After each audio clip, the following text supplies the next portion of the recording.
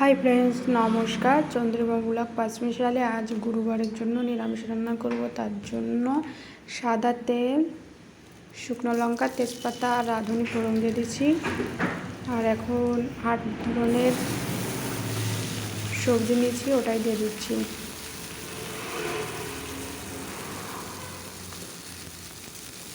হালকা একটু নেড়ে নিচ্ছি। এখানে দেখতে পাচ্ছ আলু, গাজর, পেঁপে, ফুলকপি,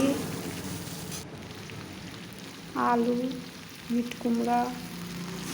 এখন কাঁচা লঙ্কা দিয়ে দিচ্ছি চেরা,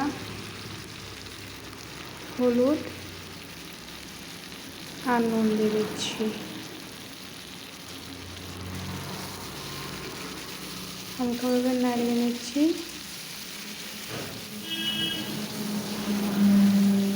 যেহেতু নিরামিষ তরকারি হবে তো সেই জন্য একটু ভালোভাবে ভেজে নিতে হবে। দেখতে পাচ্ছ আমার ভাজা হয়ে গেছে।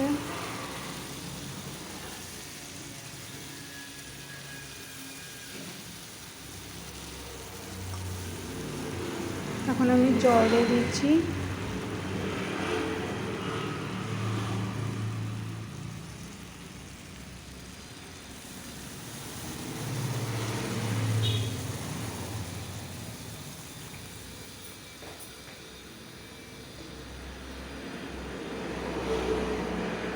জল দিয়ে আমি হালকা একটু নাড়িয়ে দিচ্ছি।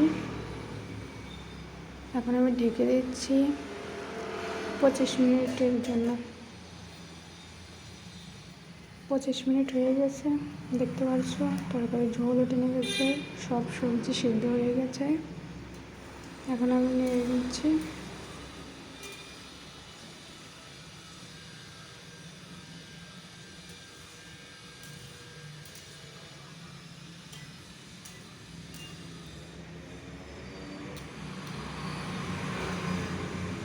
হালকা একটু চাল দিয়ে দিচ্ছি।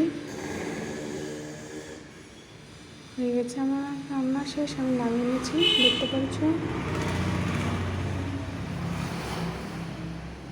গুরুবারের খাবার নিরামিষ। আজকের মতন এখানে ভিডিও শেষ করছি।